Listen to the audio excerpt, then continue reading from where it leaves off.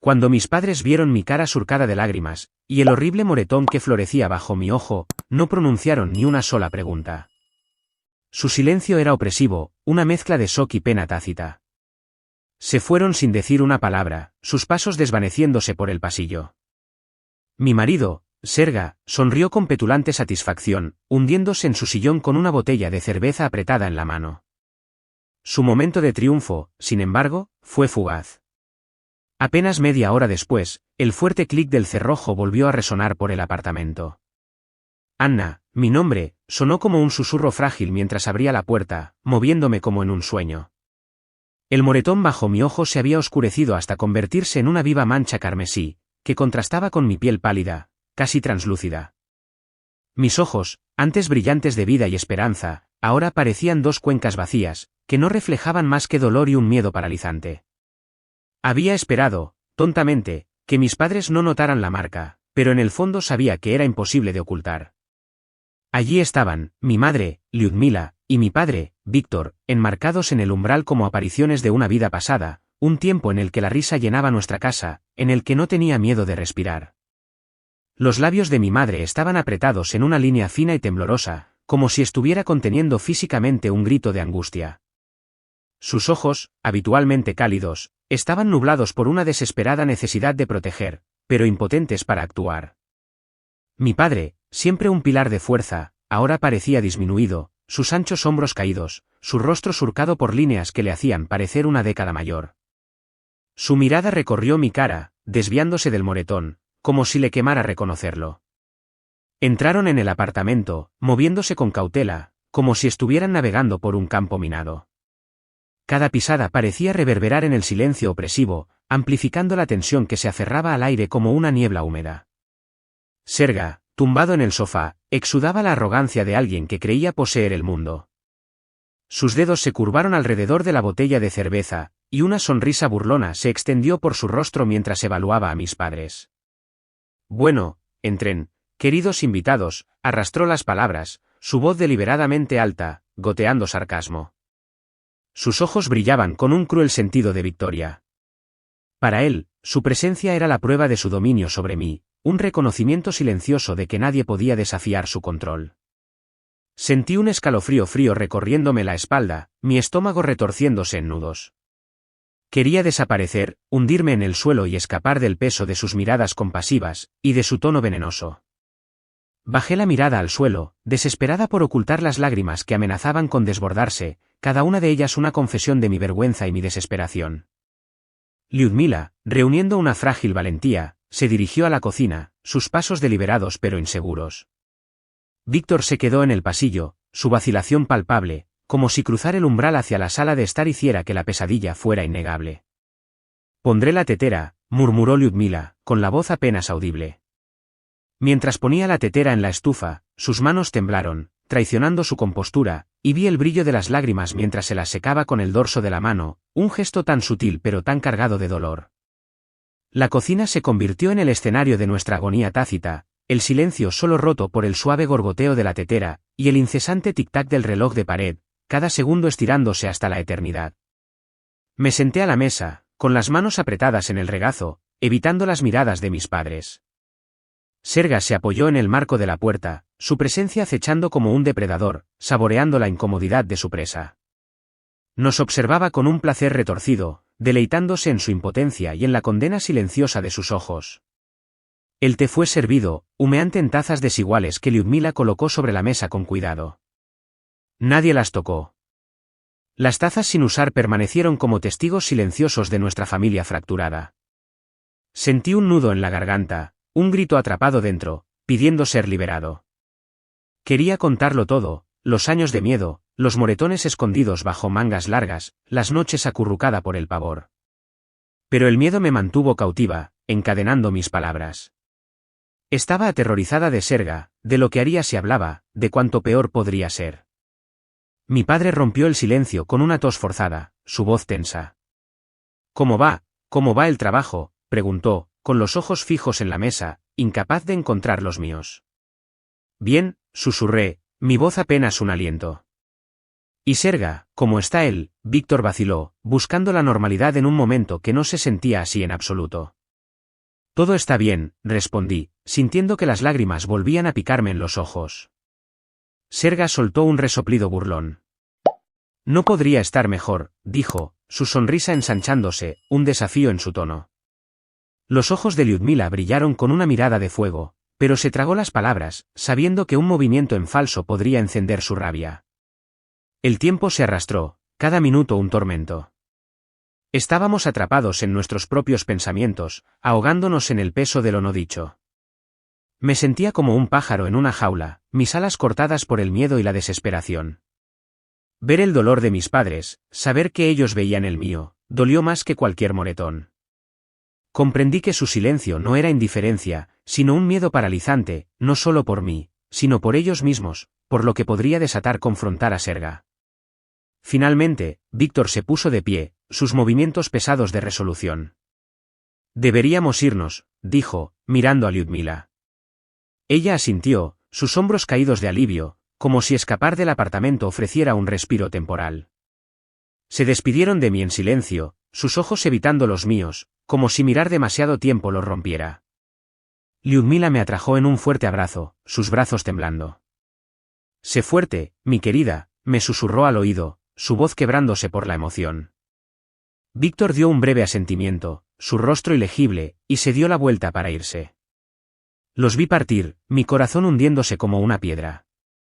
Su visita no había cambiado nada. Todavía estaba sola, dejada para enfrentar mi miedo en el silencio sofocante de este apartamento. Cuando la puerta hizo clic al cerrarse, Serga se acercó, su burla cortándome. Bueno, eso es todo. Incluso tus preciosos padres se callan la boca. ¿Qué te dije? Sigue soportándolo. Nadie te quiere.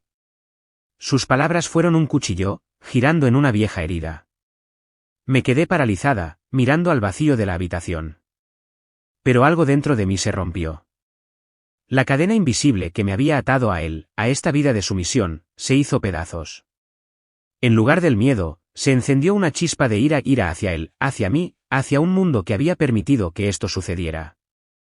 Cerré la puerta con llave y me apoyé en ella, mi espalda presionada contra la madera fría. Las lágrimas corrían por mis mejillas, pero no eran las lágrimas de miedo que había llorado durante años.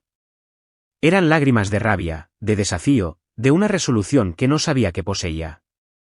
Había terminado con el silencio. Había terminado con soportar. Me liberaría, costara lo que costara. Serga, ajeno y disfrutando de su victoria percibida, agarró el mando y encendió la televisión.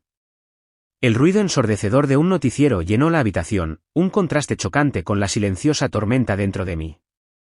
Se hundió de nuevo en el sofá, sorbiendo su cerveza con una sonrisa petulante, como si acabara de ganar una guerra. Sus ojos brillaban con arrogancia. ¿Ves? Ni siquiera tus padres pueden tocarme. Así que siéntate y deja de retorcerte, se burló, su voz goteando con descendencia. Me giré hacia la ventana, dándole la espalda, mirando hacia la calle empapada por la lluvia. La llovizna otoñal difuminaba los contornos de los edificios de enfrente, reflejando la bruma en mi mente. Normalmente, momentos como este me ahogaban en el terror, despojándome de mi voluntad de luchar. Pero hoy, algo cambió. No fue una explosión dramática de coraje, sino un agotamiento silencioso, hasta los huesos, un agotamiento de vivir con miedo, de tragar mentiras, de soportar humillación. Un hilo frágil que me había unido a esta vida de sufrimiento se rompió, y en su lugar llegó una extraña sensación de liberación, como un candado oxidado que finalmente cede. Mientras tanto, el coche de mis padres se dirigía a toda velocidad por las calles resbaladizas por la lluvia hacia la casa de mi hermano Kostia. El silencio en el coche era sofocante, solo roto por los sollozos ahogados de mi madre. Mi padre apretaba el volante tan fuerte que sus nudillos se pusieron blancos, su rostro grisáceo por la culpa y la desesperación. Ambos cargaban con el peso de su inacción, años de hacer la vista gorda, esperando que el problema se resolviera por sí solo de alguna manera. Lyudmila rebuscó en su bolso, sacando su teléfono con manos temblorosas. Abrió la galería, revelando fotos que había tomado en secreto en mi apartamento, el moretón que desfiguraba mi cara, los rasguños en mis brazos. Estas imágenes eran más condenatorias que cualquier palabra, evidencia cruda de la verdad que habían evitado durante demasiado tiempo. Le tendió el teléfono a Víctor. Mira, Vitia, mira lo que le ha hecho. Y nosotros no hicimos nada. Su voz se quebró, cargada de autorreproche. Víctor miró la pantalla, luego se dio la vuelta, la mandíbula apretada, incapaz de soportar la vista. Siempre se había enorgullecido de ser un buen padre, un protector, pero ahora veía su silencio como una traición. Deberíamos haber hecho algo hace mucho tiempo, Lyudmila, dijo, su voz ronca por el arrepentimiento. Hace mucho tiempo. Llegaron al apartamento de Kostia, subiendo rápidamente las escaleras hasta el tercer piso. Cuando Kostia abrió la puerta y vio sus rostros empapados de lágrimas, supo al instante que algo terrible estaba mal. ¿Qué ha pasado? Anna está bien, exigió, su voz aguda por la preocupación. Lyudmila le entregó el teléfono, las fotos deslumbrantes en la penumbra. El rostro de Kostia se oscureció mientras las hojeaba. Como abogado, había visto lo peor de la crueldad humana, pero ver el rostro y el cuerpo maltratados de su hermana encendió una furia que apenas podía contener. Esto se acaba ahora, gruñó, dejando el teléfono con un golpe seco. Voy a llamar a la policía. Marcó el 112, su voz tranquila pero resuelta, mientras denunciaba la violencia doméstica, proporcionando mi dirección y el nombre de Serga con la precisión de un profesional. Luego, sin vacilar, comenzó a recoger sus cosas. Voy a verla, les dijo a nuestros padres. Necesito asegurarme de que Anna esté a salvo. Kostia conocía las lagunas del sistema, sabía que Serga podría escabullirse si no actuaban con decisión. Protegerme era su prioridad, sin importar el costo. Todavía estaba de pie junto a la ventana, perdida en mis pensamientos, cuando mi teléfono vibró con un número desconocido. Dudé, mi corazón latiendo, antes de responder. ¿Anya? Soy Kostia. La voz de mi hermano llegó, firme y urgente. Me sobresalté. ¿Kostia? ¿Qué pasa? Sé lo que está pasando, Ana. Mamá y papá me lo contaron todo. Llamé a la policía. Van hacia ti. La palabra policía me produjo una sacudida de miedo. Siempre los había asociado con el caos, con la violencia que había intentado tanto evitar. Pero la voz de Kostia transmitía una fuerza que me anclaba, alejando el pánico. ¿Estás seguro de que esto es lo correcto?, susurré, con la voz temblando. Anya, escúchame, dijo con firmeza. Ya no tienes que vivir así. Te mereces algo mejor, una vida sin miedo. ¿Estás lista para salir de esto? Sus palabras evocaron recuerdos de años pasados en el terror, de las burlas de Serga, nadie te necesita. Nadie te ayudará. Pero la voz de Kostia hizo añicos esa mentira. Alguien se preocupaba. Alguien estaba luchando por mí. Sí, dije, mi voz apenas audible, pero resuelta. Sí, estoy lista. Bien, respondió. Llegaré pronto. Espérame, y no tengas miedo. Estoy contigo. Colgué, las emociones arremolinándose dentro de mí, miedo, esperanza, ira, todo colisionando en una tormenta caótica. Pero una verdad destacaba, ya no estaba sola. Tenía apoyo, un salvavidas, y eso me dio la fuerza para seguir adelante. Miré a Serga, todavía tendido en el sofá, ajeno al colapso de su mundo. Su rostro estaba relajado, petulante, mientras miraba las imágenes parpadeantes de la televisión. Respirando hondo, caminé hacia el dormitorio, mis pasos decididos por primera vez en años. Abrí el armario y saqué una pequeña maleta, con la intención de quedarme con mis padres temporalmente. Empaqué con cuidado, unos cuantos vestidos, un puñado de fotos de mis padres de tiempos más felices, un viejo juguete de peluche de mi infancia, su pelaje desgastado, un recordatorio de una vida antes de Serga, una vida donde conocí la alegría. 1 hora y media después, el cerrojo hizo clic de nuevo. Serga, recostado en el sofá, se puso rígido, su actitud petulante vaciló. ¿A quién has llamado ahora?, gruñó, sus ojos todavía pegados a la televisión, pero su voz traicionaba una inquietud creciente. La puerta se abrió de golpe, y allí estaba Kostia, flanqueado por 2 agentes de policía uniformados y el oficial del distrito local. Detrás de ellos, mi padre, con el rostro pálido, como si llevara el peso de un crimen. Me quedé a un lado, apoyada en la pared, agarrando una delgada carpeta que contenía mi verdad. El miedo que me había encadenado durante años se disolvió, reemplazado por una calma fría y constante. Sabía que esto era solo el principio, pero era el comienzo de algo nuevo, una vida donde podría hablar, donde tenía voz. Kostya dio un paso adelante, su presencia imponente. «¿Serga Petrovich?», preguntó, su voz uniforme y autoritaria, el tono de un abogado seguro de su terreno. Serga silenció la televisión, tirando el mando a distancia con un resoplido. «¿De qué se trata esto?», espetó, tratando de aferrarse a su bravuconería, pero sus ojos traicionaban su creciente pánico. «Está siendo detenido bajo sospecha de causar daños corporales a Anna Viktorovna», comenzó un agente, leyendo el protocolo. Serga se levantó de un salto, interrumpiendo.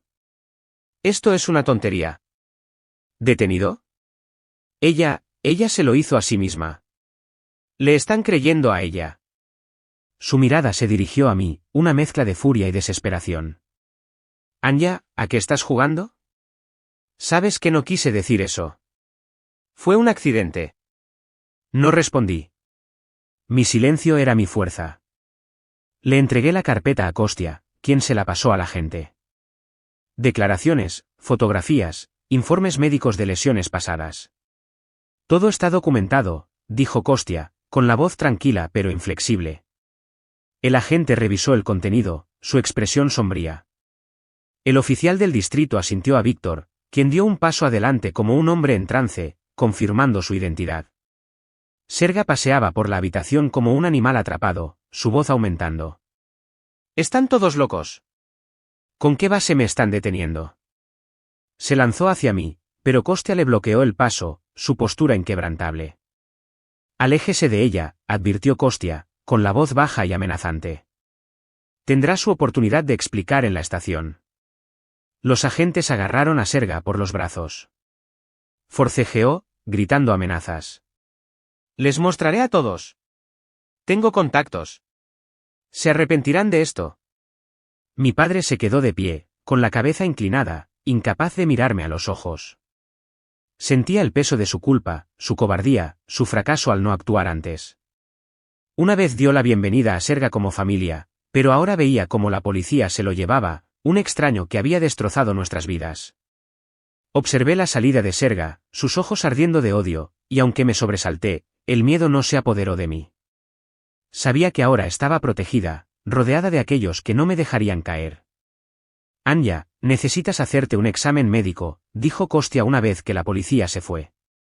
«Mamá irá contigo». Asentí, todavía aturdida por el torbellino de acontecimientos. Lyudmila, que había estado de pie como una estatua, dio un paso adelante y me envolvió en un cálido abrazo.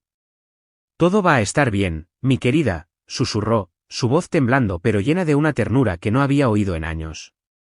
Mi padre se quedó en el pasillo, mirando la puerta cerrada, una sombra del hombre que solía ser.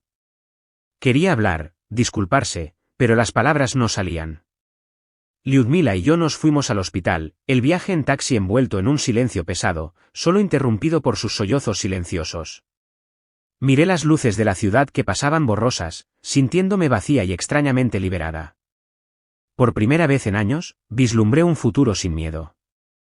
En el hospital, el médico documentó meticulosamente mis lesiones, cada moretón y rasguño un testimonio de mi supervivencia.